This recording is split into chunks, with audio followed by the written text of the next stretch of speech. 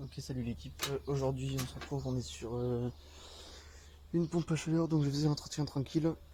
Et bon, moi j'ai pris l'habitude de prendre mon thermomètre. Bon, là, tu m'as mise à la terre. Et là, je vais vous montrer un petit truc assez intéressant. Ici, mon thermomètre.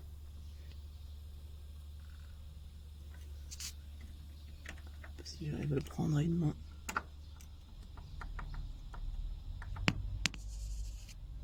Hop. Voilà, donc là on voit qu'on est à 112 volts entre alternateurs.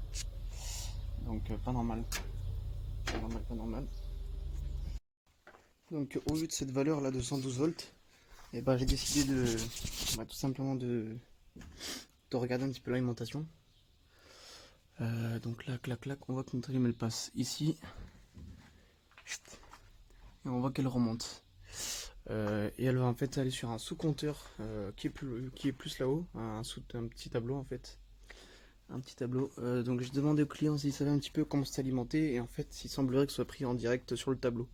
Donc là je vais vous mettre une petite photo du tableau, et vous allez vite voir ce qu'il y a comme souci.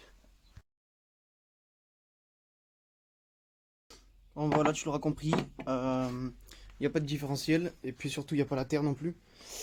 La terre elle est obligatoire, sinon ben, ton disjoncteur différentiel il sait jamais s'il y a une fuite de courant ou pas en fait. Puisqu'elle n'est pas mise à la terre, le différentiel il ne détecte pas la fuite de courant finalement. Puis dernier risque qu'on a, bah, forcément là, c'est que si jamais j'ai un courant de fuite sur l'unité extérieure, qui est juste là, si j'ai une fuite sur elle, ben, je pose ma main dessus et puis je reste collé quoi, puisque le différentiel ne sautera pas.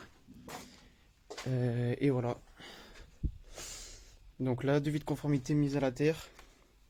Bon bah différentiel, du câble, boîte de dérivation et puis voilà. Bon, pour faire au plus simple, moi là j'ai repéré mon câble d'alim ici là, ici. Alors je vais couper, je vais mettre dans une boîte de dérivation. Ma phase, mon neutre, il revient là-haut, ce sera mon tableau. Et puis la mise à la terre, elle sera piquée sur le bornier qui est par là. Je crois que le bornier il est là-dedans, il n'y a que ça qui met à la terre dans la maison.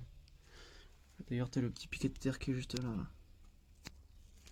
On voit pas très bien, c'est vachement sombre, mais là c'est ton petit piquet de terre. Donc t'as que ce petit bornier qui est mis à la terre, donc je vais me repiquer là-dessus. Et puis j'amènerai ma terre bien sûr jusqu'à ma boîte de dérive ici.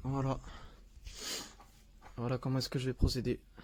Bon mais du coup je m'occupe de ça et puis je te montre le rendu et puis la mesure de tension là-bas qu'on doit avoir normalement entre notre et terre. Voilà. Bon alors comme vous allez pouvoir voir, le tableau il est bon. Ma dérivation de terre est bonne. Maintenant on n'a plus qu'à vérifier notre valeur. Je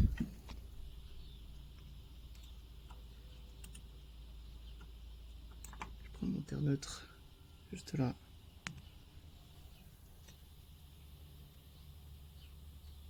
Et on voit qu'on a 1,8 V. Donc là ma machine est bien à la terre. Si on a un courant de fuite, le client il est protégé. Voilà.